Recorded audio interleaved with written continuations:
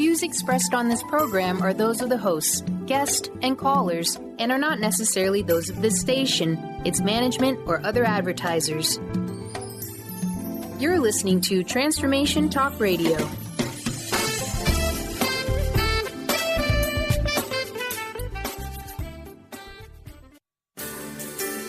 On the cutting edge of the new mainstream, Christine Upchurch is passionate about bringing together science, psychology, and spirituality in a way that can be applied to our everyday lives for true transformation. The Christine Upchurch Show, stellar conversations to illuminate your journey, engages some of the most inspired visionaries on the planet in lighthearted, lively dialogue. Join us as we explore the expansive nature of reality in a down-to-earth way, offering you insights and tools, empowering you to become that bright light you're meant to be. Now, here's your host, Christine Upchurch.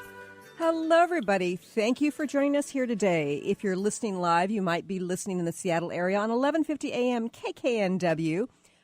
You might be listening live on Transformation Talk Radio anywhere around the world on one of the 90 syndicated stations, both during and after the fact, or on ChristineUpchurch.com. But whenever and wherever you're listening from today, you're going to be really grateful you joined us, because we're going to be talking about something so very important for the transformation of this planet.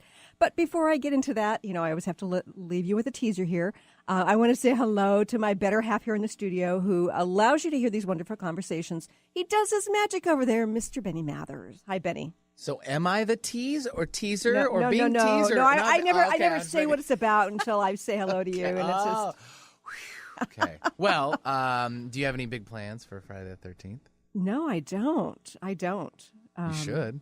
I should? I don't know. I just see where you would go with that, too.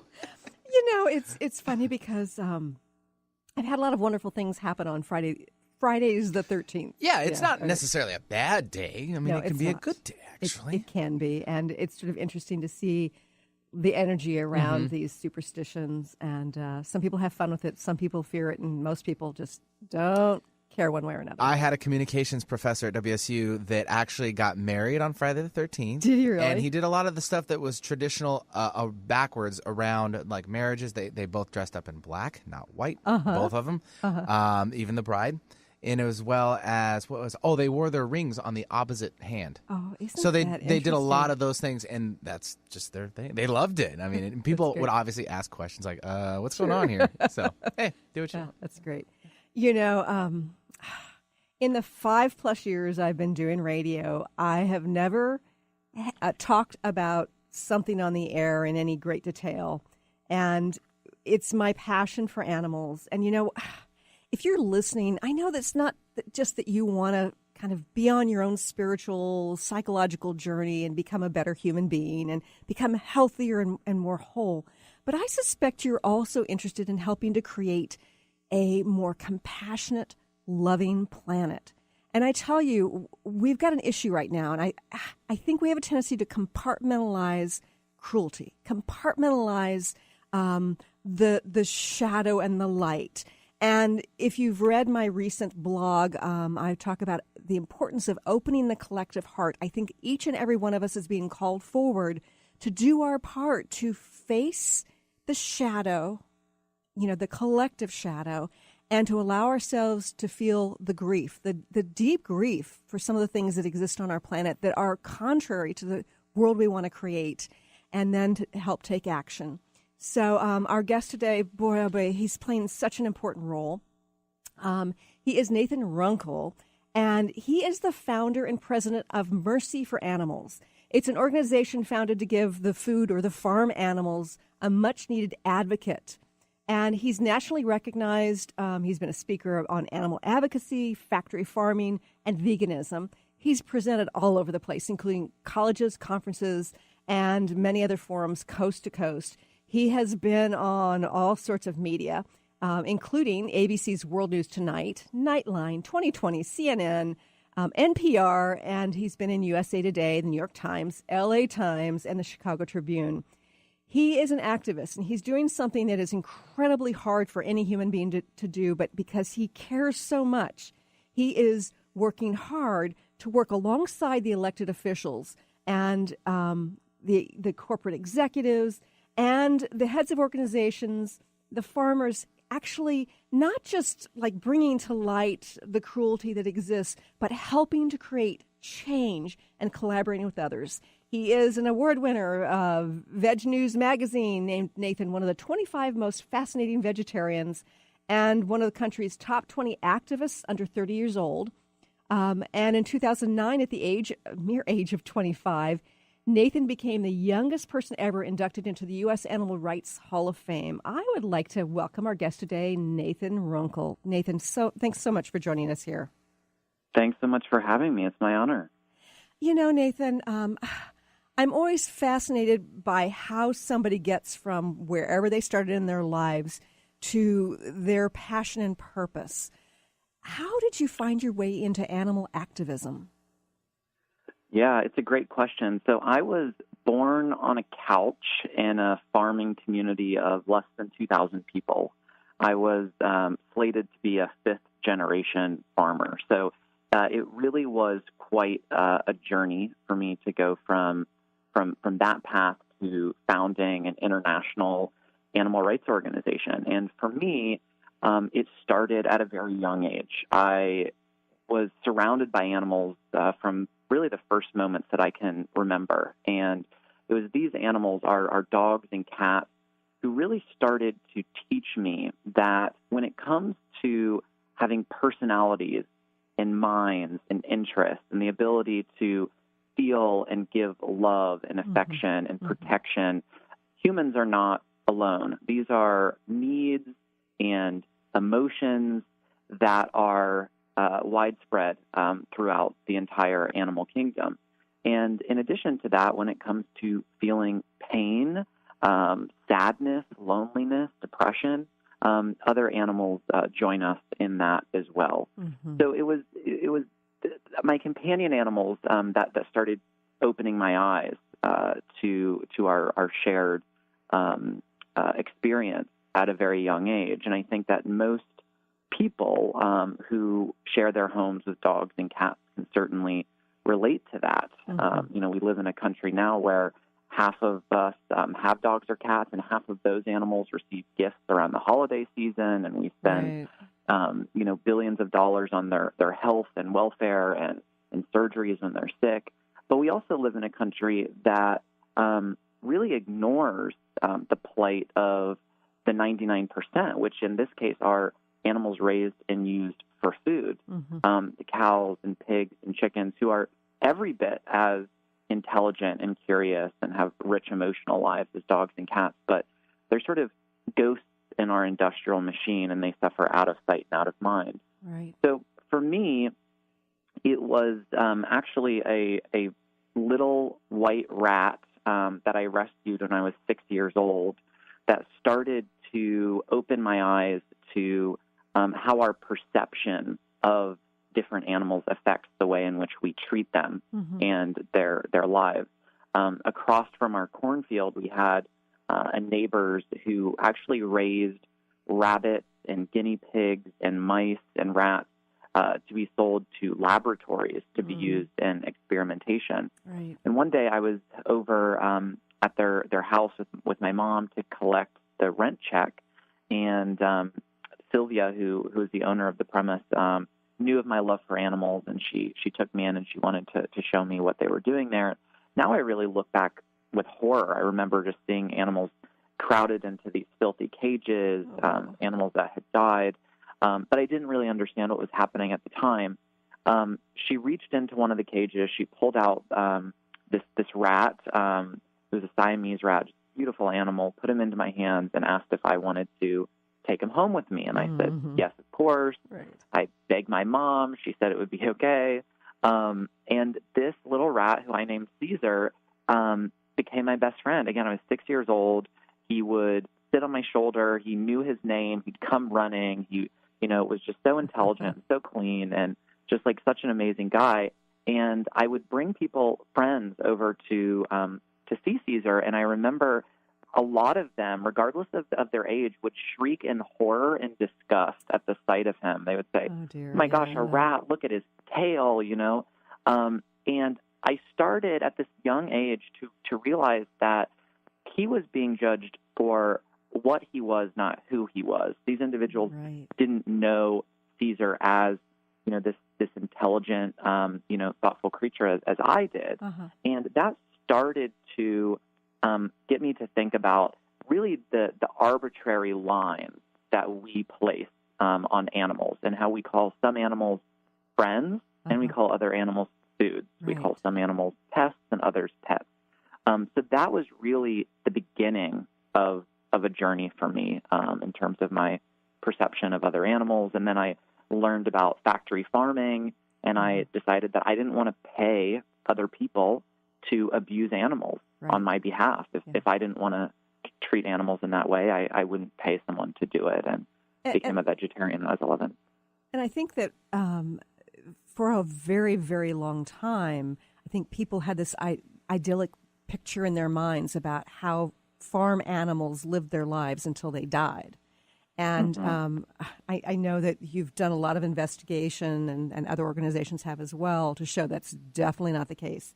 And I'm going to want you to talk a little bit about that and share about some of the positive changes you've helped to make. We're going to go to break, but we'll be back in just a few moments.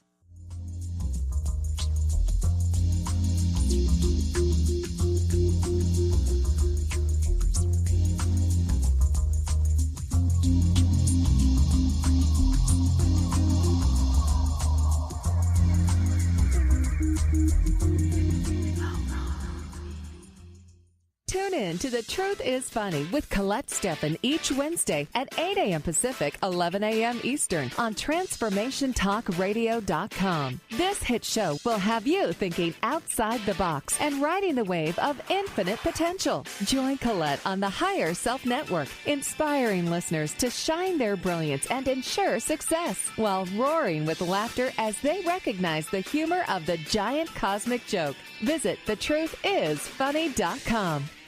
What is a brilliant culture? And how do we create them? Why are they important? Claudette Rowley has created a breakthrough 5-step process to help you design a culture that is authentic, innovative, and successful. Learn how to create change with Cultural Brilliance Radio, the DNA of organizational excellence, and Claudette Rowley. To learn more or work with Claudette, visit ClaudetteRowley.com. The goal for the Art of Powerful Living Radio is to inspire every human to live lives that are rich, fulfilling, on purpose, and fun. This hit show with Robert Schoenfeld is a fresh approach to boldly living our lives with creativity, courage, patience, wisdom, love, and power. Join Robert every month with Dr. Pat Basotti for the Art of Powerful Living Radio. On the cutting edge of the new mainstream, Christine Upchurch is passionate about bringing together science, psychology, and spirituality in a way that can be applied to our everyday lives for true transformation. The Christine Upchurch Show, stellar conversations to illuminate your journey, engages some of the most outstanding visionaries on the planet in lively dialogue to inspire you to become that bright light you're meant to be. Join Christine every Friday at 11 a.m. Pacific Time on KKNW, AM 1150, and Transformation Talk Radio. I'm Christine Upchurch, and this is a Stellar Reflections Minute. As a former research statistician, my scientific background is what many would call sensible. For more than a decade now, I have been working in the field of energy medicine, facilitating sessions and teaching around the world. People from the mainstream often ask me, how did a sensible woman like you end up working in such an alternative field? Implicit in their question is the underlying assumption that the field of subtle energy, such as energy healing and intuition, isn't sensible. But I believe it is very sensible. Even scientists are able to measure aspects of this. Approaching life from an energetic perspective brings us new opportunity for healing and transformation. And from a practical standpoint, even if you can't rationally explain how something works, if you experience a shift from it, then doesn't it make it pretty sensible? Please visit StellarReflections.com or call 425-999-9836. That's 425-999-9836.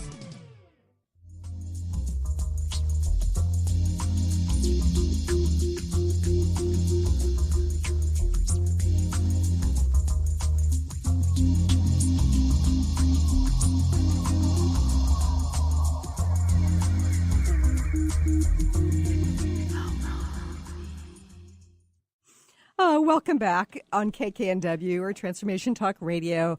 I'm talking to the author of Mercy for Animals, One Man's Quest to Inspire Compassion and Improve the Lives of Farm Animals, Nathan Runkle.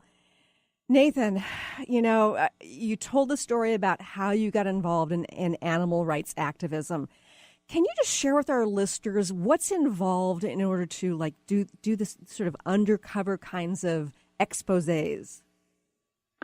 Yeah, so, we send people into factory farms and slaughterhouses and hatcheries wired with pinhole-sized hidden cameras to document what these 9 billion animals that are raised and killed every year for food are subjected to. Say that number again, Nathan. No, I just want to comprehend that. How many? Yeah, 9 billion. That's in the United States alone. It's a number that nobody really can comprehend. And the truth is that it's almost 300 animals every single second that's killed for food. And most of these are birds. Most of these are chickens and turkeys. And that doesn't even include the number of fish or aquatic animals that are killed. And if we look at a global level, we're talking hundreds of billions of animals. Oh my gosh. And it's devastating. But to think that each one of these animals is an individual with a story, with their own life, that had a family, it starts to become much more real. But the truth is that these animals, they suffer and die out of sight, in silence. Most people never giving much thought or consideration to who they were or what their lives were like. Right. And that's why we do these investigations, because we believe that people have a right to know how their food is produced, and that these animals have a right to have their stories told. And the meat industry and the dairy industry, they really go to extreme lengths to keep people in the dark and keep their practices concealed. And, they put so many resources into telling us that cheese comes from happy cows that live out in pasture, and that these animals are just treated with so much joy and excitement, but that's not the case at all. So our investigators, they will get hired at these facilities, and they will work there for weeks on end, sometimes months on end, to show what's happening when the meat industry doesn't think that it's being launched. And these investigations, and we've done almost 60 of them so far at facilities all over the country, document just a culture of cruelty. And there are no federal laws providing protection to animals during their lives on factory farms. Most state anti-cruelty laws specifically exempt standard agricultural practices from prosecution. And these standard agricultural practices include everything from cutting the tails off of animals without pain relief, castrating animals without any pain relief, burning the beaks off of birds without any pain relief, and cramming animals in cages and stalls so small that the animals can't even turn around. They can't extend their limbs. They can't spread their wings. Many of them can't even walk. I mean, it is hard to imagine a more tortured existence than what animals are subjected to on a daily basis inside of factory farms. If these were dogs or cats, this would be illegal. It would rise to the level of felony animal cruelty in many states. But farm animals don't receive that protection because these factory farms are only looking at the bottom line, and they understand that they can make more money by cramming more birds, for example, into a cage, knowing that the birds will likely be sick, some will die, they certainly won't be happy, and they might not produce as many eggs per bird, but overall per cage, they're getting more eggs. So these animals have been reduced to the status of being production machines, but of course they're not production machines. They're individuals with the ability to suffer. So our investigators, in addition to documenting these standard practices, document sadistic and malicious abuse at times as well. Animals being beaten with crowbars, stabbed with pitchforks, having their tails broken, thrown against walls. Things that anyone with any ounce of compassion would find to be just absolutely unacceptable. And the truth of the matter is that animals are certainly the primary victims of factory farms. The people that work inside of these facilities suffer as well. This is such dehumanizing, desensitizing work. For people to work in a slaughterhouse, a part of their soul and their spirit has to die for them to slit the throat of these incredible animals every single day. Yeah. And in fact, I talk in my book about how there are really high rates of what's called perpetration-induced traumatic stress. It's a form of PTSD where these workers just become so numb and desensitized to what they see that they will resort to self-medication, drug, alcohol abuse, domestic violence, and other violent crimes are much higher in areas where slaughterhouses are based. And which leads to the question of, do slaughterhouses have a place in a civilized and moral and conscious and loving society? Right. And to me, the answer is pretty clear, and it's not just the animals that suffer because of them. Yeah. So it breaks my heart to think about somebody who cares so much about animals going in undercover and having to be a part of it. This must be really hard for you and your team when you do these sorts of things. It is.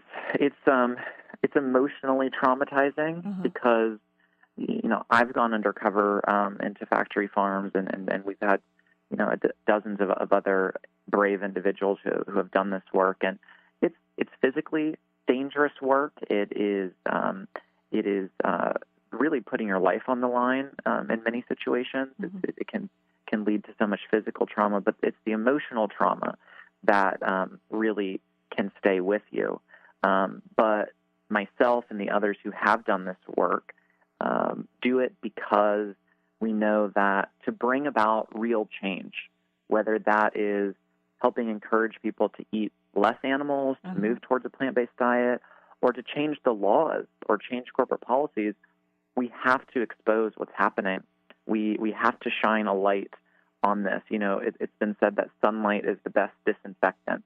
And this cruelty thrives in secrecy, and it can't stand the spotlight. Most people are good at heart. They want to do the right thing. They don't want to support cruelty. And these investigations and this work help bring this to the forefront and hopefully start a really necessary public discussion and dialogue about our food choices and about what we owe to these animals who sacrifice everything, their lives, to feed us, yet we treat them as if their lives don't matter. Right. And I think people will think in terms of, okay, well, the animal dies, right? But they often don't think in terms of how they're spending their money and ingesting the energy of long-term, lifelong cruelty. Yeah. And that's exactly it. These animals live and die in fear. They, every moment of their lives, are controlled. They have no freedom. Their babies are separated from them. You go into a pig factory farm and you see these mother sows locked in cages that are only 2 feet wide. They can't even turn around. Oh my goodness! And these are animals that are smarter than dogs. Yes. And they can only watch helplessly as their babies scream and are mutilated and thrown around. And these are animals that express love. I was told a story by one of our former investigators, Cody, who worked at a pig farm in Pennsylvania. And the first day that he went to work at this facility, he opened the doors and he saw these mother pigs in these tiny crates called gestation crates. And the next day he came in, and one of the sows had managed to liberate herself from the crate. She used her tongue to unhinge one of the pins in her cage door and opened it. And following behind her were all of her babies, which she also got out. But she didn't stop there. She went around and unhinged pins in 2 other cage doors to liberate other sows that were around her. Now, she certainly didn't need to do that, but if that's not the expression of love and empathy for others that are suffering, I don't know what it is. And so that's the type of struggle that's happening on a daily basis inside of these factory farms. I mean, these animals are trying desperately to free themselves and to free others. It's heartbreaking. And I think in terms of if this were like an animated movie, everybody would be rooting for that sow Absolutely. and the babies and all the other pigs. What happened to those animals?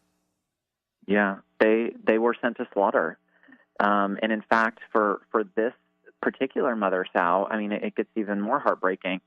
The workers at this factory farm, when our investigator figured out what had happened, they said, oh, yes, every once in a while, sows will learn how to liberate themselves. And once that happens, we have to kill them because we can't have them continuing to get out. And they took a captive bolt gun, which is a retractable pistol, and they shot her in the head, and she was killed because of her bravery to escape these conditions and her bravery to help her other friends that were confined and suffering around her.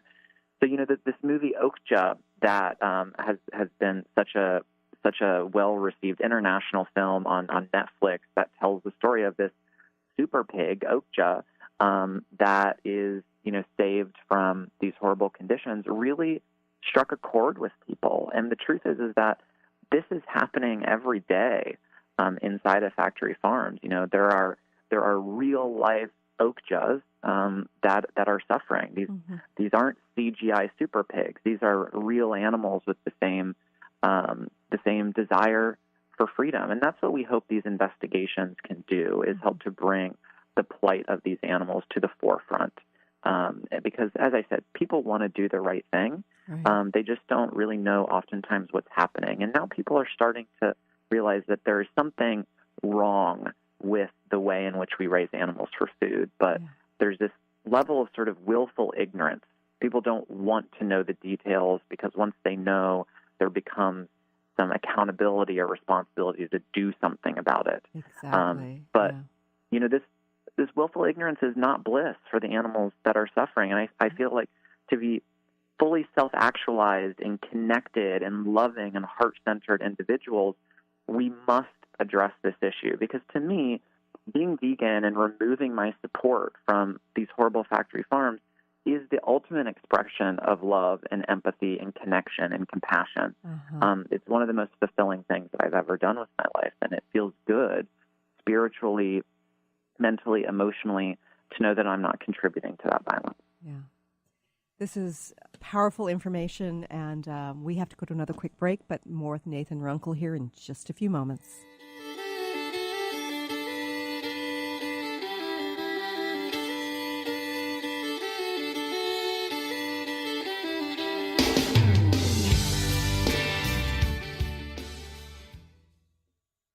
Do you want to heal your body and mind? Your body has a lot to tell you if you just learn to listen to your intuition. Audrey Michelle, host of Rewired Life Radio, can help you peel away the layers that are holding you back from living your best life. Tune in to Rewired Life Radio. Learn to love, heal, celebrate on Transformation Talk Radio every Wednesday at 12 p.m. Pacific, 3 p.m. Eastern. Connect with Audrey at audreymichelle.com.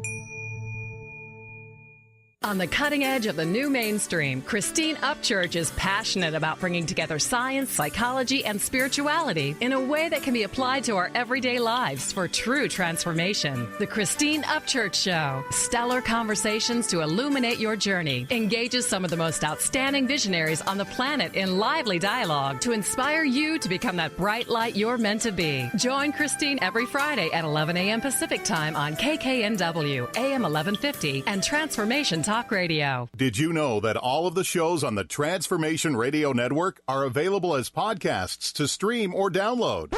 Really? Check us out. Go to transformationradio.fm.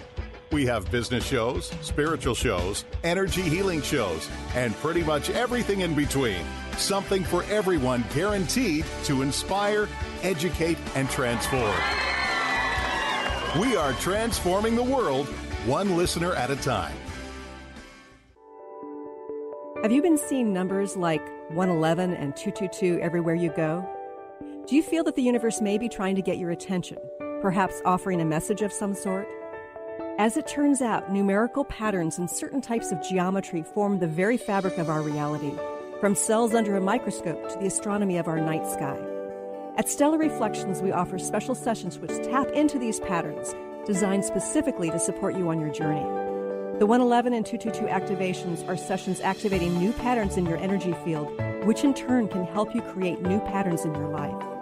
After just one session with a practitioner, either in person or via distance, clients report gaining greater clarity, becoming more intuitive, and honoring their inner truth as they move forward in their lives. Curious about what these transformational sessions might do for you? Call 425-999-9836 or visit stellarreflections.com. That's stellarreflections.com.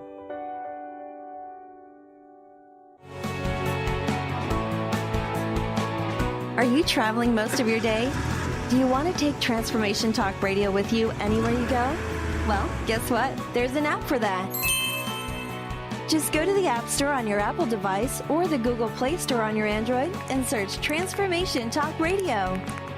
Catch all of our live shows no matter where you are. Thanks for listening.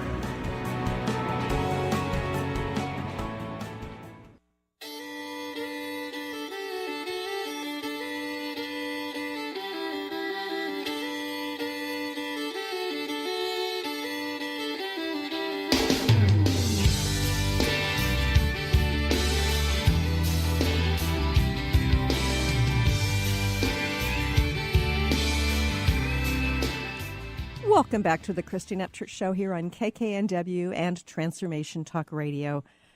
I'm having a wonderful conversation today with Nathan Runkle. He is the author of Mercy for Animals, One Man's Quest to Inspire Compassion and Improve the Lives of Farm Animals.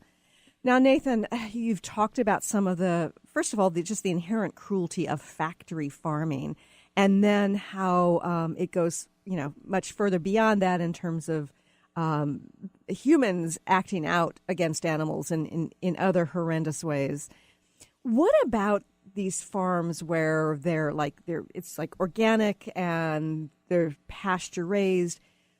What about those situations? Are they any better? Yeah, so, I think the short answer is that they're not what most people would expect, and they would fall far short of what most people would consider to be humane or acceptable. That being said, in many ways they are less cruel than the typical factory farm. Uh-huh. The animals are given a bit more space and oftentimes given a bit more of a semblance of a life, but they are pretty much always not what most people would imagine when they see these labels. For example, cage-free eggs, while an improvement from birds that are kept crammed in cages where they can't spread their wings, are oftentimes facilities where there will be tens of thousands of birds that are packed into windowless sheds. The birds are essentially prisoners of a different kind. Instead of cage wires, it is bodies that imprison them. And they will still have their beaks cut off oftentimes, and the male chicks, which of course will never produce eggs because they're male, are killed in the egg industry. And this is true whether it is cage-free eggs or free-range eggs or conventional battery cage eggs. And we've done a number of investigations at these hatcheries, and I talk about these in the book, that document the way in which these nearly 200 million male chicks are killed every year in the U.S., and it's done by them being tossed while they're still alive and chirping into giant grinding machines. They're literally macerated while they're alive. Their bodies are torn apart. And it's done because this is a cheap and fast way to dispose of these animals. So I think when people come face to face with that reality, the alternatives to eggs, which are just so widely available now, become a lot more appetizing. So I always encourage people to move towards a plant-based diet.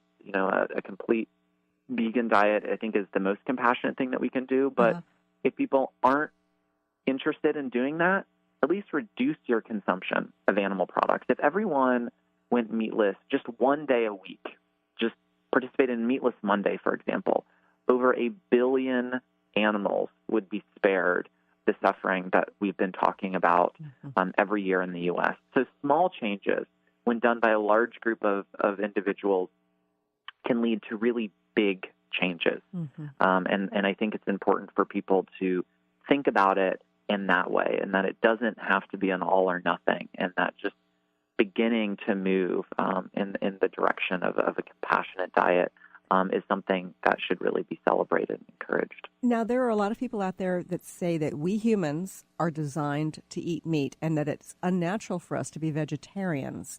Can you speak to that a little bit, Nathan?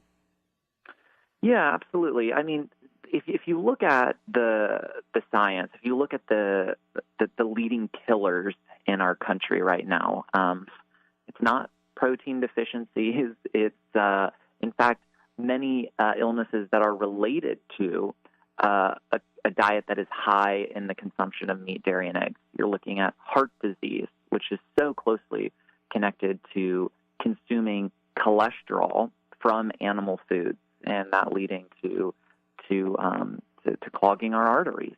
If you look at certain types of cancers and diabetes and other illnesses that plague our country, so much of this can be traced back to our diets high in animal foods. So the data shows that quite the opposite is the case of that a healthy, whole foods, plant-based diet is really the best in terms of long-term survival and our own health. So it's really sort of a triple or quadruple win when we move towards a plant-based diet. The animals obviously benefit, our health benefits, and it's far better for our environment. It has been said by the United Nations that people should move towards a plant-based diet to combat the environmental damage that animal agriculture is responsible for. Right. If you look at the destruction of the rainforest, 80-90% of that is happening to create land for either grazing for animals used for food or to raise soybeans, which are then fed to animals for food. If you look at the use of water in this country, animal agriculture, either for crops or directly for animals, is one of the biggest uses of that water. If you look at pollution, you look at groundwater pollution from all of these 9 billion animals that are producing waste and what are called concentrated animal feeding operations. This waste is not regulated in the same way as human waste, and it gets into groundwater and nearby lakes and streams and kills aquatic animals. If you look at the emissions for greenhouse gases, we see that animal agriculture, according to the UN, is responsible for at least 18% of that, more than all of the transportation combined.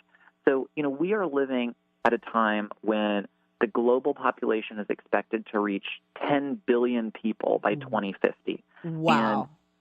And in animal agriculture is just not sufficient and sustainable to feed this growing population. It takes way too much land, way too many crops to funnel through an animal, most of that being spent just for the animals to live, and then killing them and getting a relatively small amount of meat and then calories from that.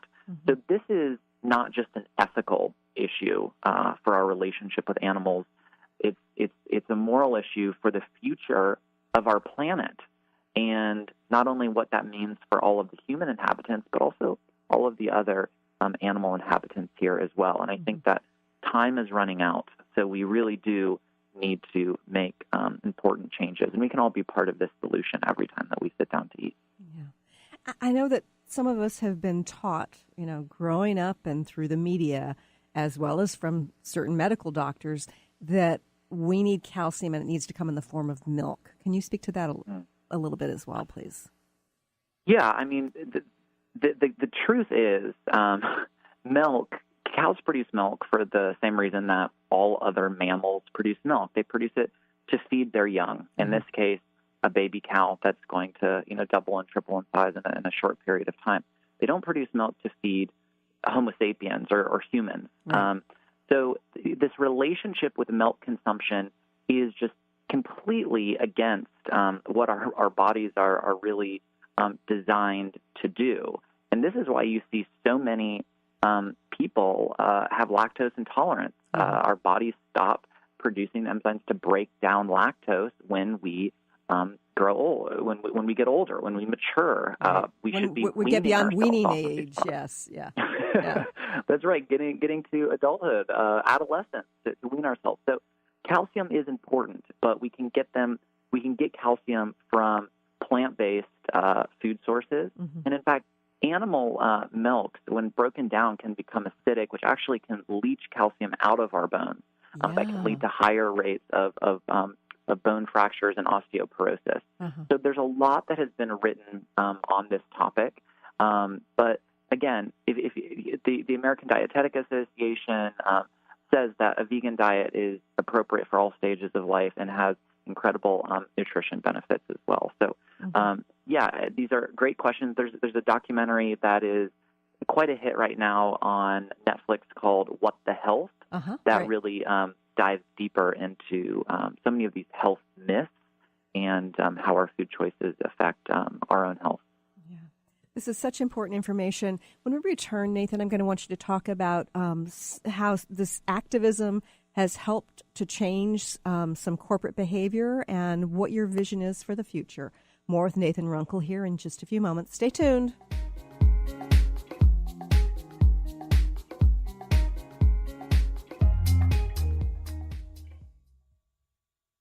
Calling all moms, it's time to awaken your vibrant, intuitive, loving self in every area of your life. Join host Debbie Pokornik as she shares thoughts, stories, and tools to help you stand in your power. Listen to Vibrant, Powerful Moms helping everyday women create extraordinary lives. Mondays at 2:30 Pacific, 5:30 Eastern. For more information about Debbie, visit empoweringenergy.com. That's empowering with letters NRG.com. I'm Peggy Snow with another Stellar Reflections Minute. Presence, or what we think of as being fully in the moment, is a key element in the process of healing work. As a practitioner facilitating a session, genuine presence takes us out of our heads, where we tend to decide what is and maybe what should be for the client, and moves us into direct experience where we're available to witness the person in their wholeness. In this receptive realm, our senses are heightened and expanded, allowing us to perceive what's seeking to unfold and to interact in the moment. There's something profoundly powerful that happens when healing is approached in this simple, pure way. Balance can be restored and healing can take place on multiple levels. If you'd like more information about the services we offer at Stellar Reflections, visit us at stellarreflections.com or call 425-999-9836. That's 425-999-9836. Wow. Hey, everyone. Welcome. Welcome to the Dr. Pat Show. This is Talk Radio to Thrive By. I'm telling you, I got to pinch myself some days, because when each of us gets called to do something that we so not thought was in our wheelhouse to do for a purpose that's so much greater than us, we get to show up and shine. If you would like to show up and shine on the Dr. Pat Show as a co-host or sponsor, send us an email to inspire@thedrpatshow.com. Is traditional medicine not working for you? Do you still feel as if your health isn't 100%? Here at the Holistic Medical Center, Dr. Nushin Darvish and the qualified staff look through the dimensions of wellness and start a healing plan prioritized to your needs. Our physicians assess the whole you until complete health is achieved. Get the help you need by visiting drdarvish.com or call 425-451-0404. Are you stuck in unhealthy habits, toxic relationships, or low self-esteem? Do you crave a life of inspiration, love, self-acceptance, and fun? Sounds like you're on the verge to your next big thing. Join Laura Richer, host of On the Verge Radio, helping you use your breakdown for a breakthrough, overcome life's greatest challenges, and live the life you want and deserve. Tune in each month on Transformation Talk Radio or visit SeattleHealingHypnosis.com for more information.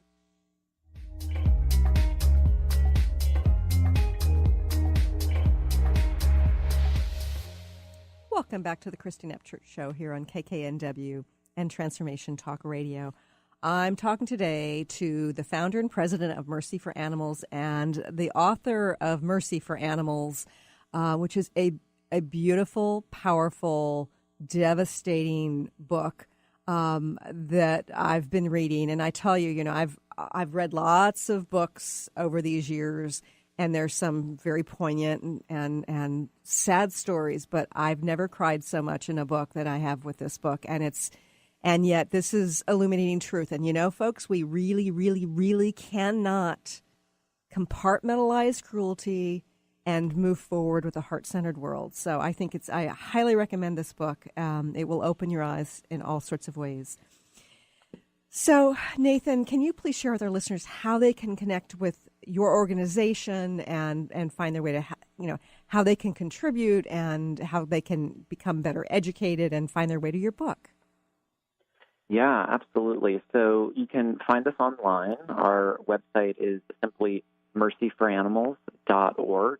You can also find us on all the social media platforms, just, again, at Mercy for Animals. You can find the book, Mercy for Animals, on Amazon, Kindle, Audible, Barnes & Noble, really everywhere that books are sold. And you can also find it on our website at mercyforanimals.org/book. So I hope that people will visit our website. I hope that they will get the book. And you can sign up for updates through our website. You can learn more about the work that we're doing, and you can even become a member of the organization. We are funded exclusively by donations from people that care about animals and believe that we can do better. So we welcome that type of support and for people to become involved in whatever capacity feels authentic for them. So, Nathan, I know that, through these exposés, through the education of consumers, that you are affecting change. Have you affected change on the corporate level?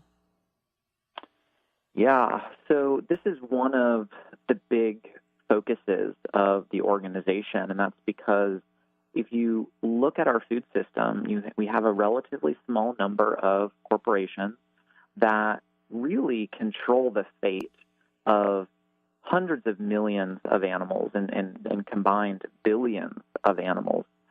For example, Tyson Foods, the largest meat company in the U.S., slaughters over 2 billion animals every year. So almost 1 in every 4 animals that's killed for food is from one company. You look at McDonald's, they buy billions of eggs every year. If you look at Walmart, they sell over a quarter of all of the groceries in this country. So it's important to change laws, and we do work on that, but it's also important to hold companies accountable for what they're supporting and where their meat, dairy, and eggs come from. So for us, consumer education is crucial, and pushing these companies to adopt meaningful animal welfare policies is just absolutely vital. And we do have a long and rich history of success with this. Oftentimes, it's the result of undercover exposés exposing the horrible reality that animals face inside of the supply chain. And I talk in the book about an investigation we did at a dairy farm that documented workers beating animals and dragging animals that were too sick to walk. And we were able to connect this dairy factory farm to DiGiorno Pizza, the largest frozen pizza brand in the country. Wow. That is a product of Nestle, the largest food company in the world. And through that case and through the support of consumers exerting pressure on Nestle and dialogue that followed, Nestle adopted a global policy affecting 90 countries that essentially set the stage to end the worst factory farm practices, getting chickens, calves, and pigs out of tiny cages and crates where they couldn't move, ending the mutilation of animals without pain relief, changing the slaughter practices for birds that they're not conscious when their throats are slit. And I also talk in the book about campaigns to get Walmart to do the same. We did hundreds of protests across the country for years, multiple investigations at Walmart pork suppliers that finally pushed Walmart to adopting similar animal welfare policies. I talk about campaigns to get McDonald's to get birds and pigs out of gestation crates and battery cages. Change is happening. We have been able to secure hundreds of commitments that affect over 1.2 billion animals every year on the corporate level.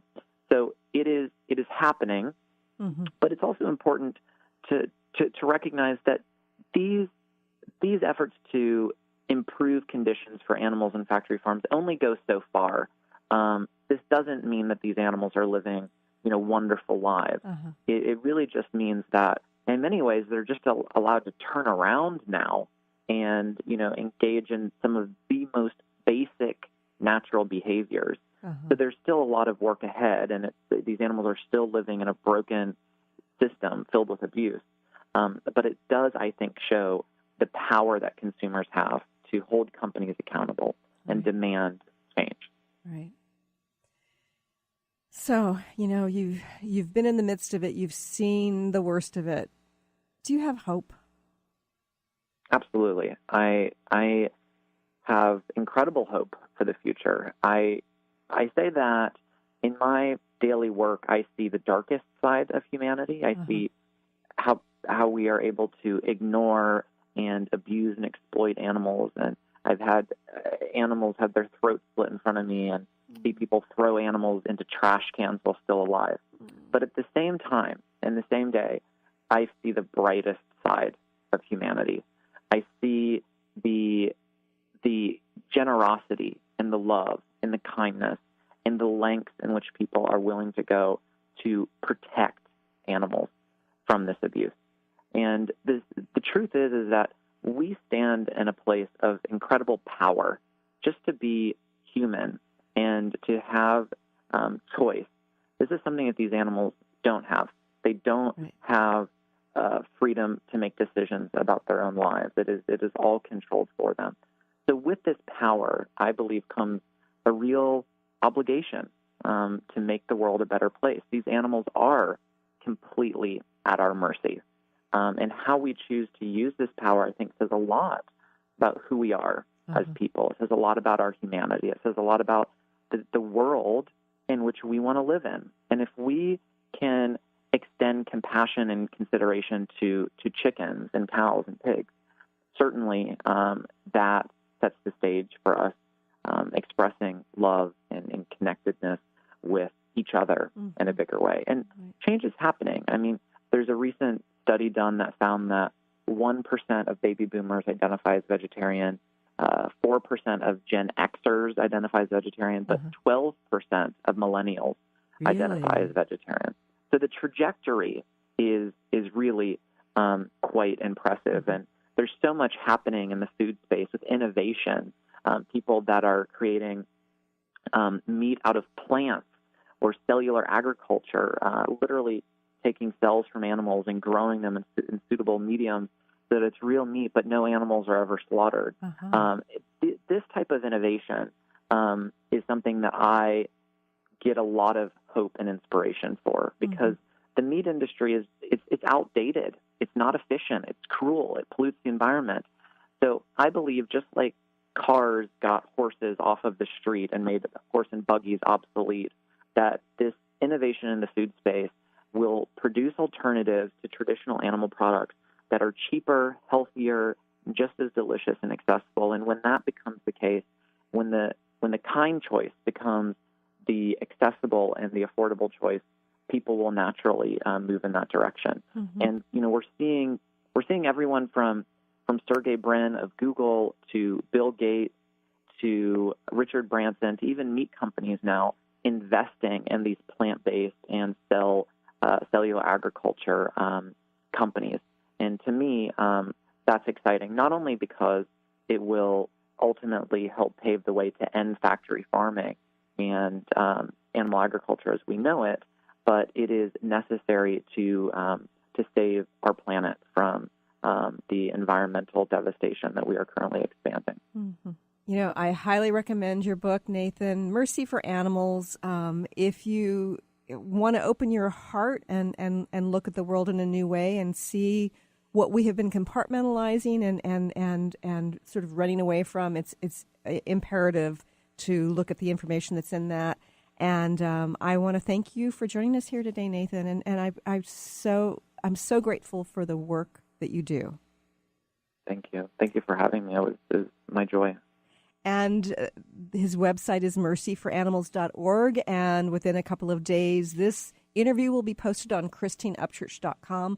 Please tune in again and share it freely. Thanks, everybody. You've been listening to the Christine Upchurch Show, stellar conversations to illuminate your journey. Each week, this show engages some of the most outstanding visionaries on the planet in lively dialogue to inspire you to become that bright light you're meant to be. Join Christine every Friday at 11 a.m. Pacific Time on KKNW, AM 1150, and TransformationTalkRadio.com. For more information about the transformative healing work of Christine, visit www.stellarreflections.com. And for weekly topics, visit www.transformationtalkradio.com.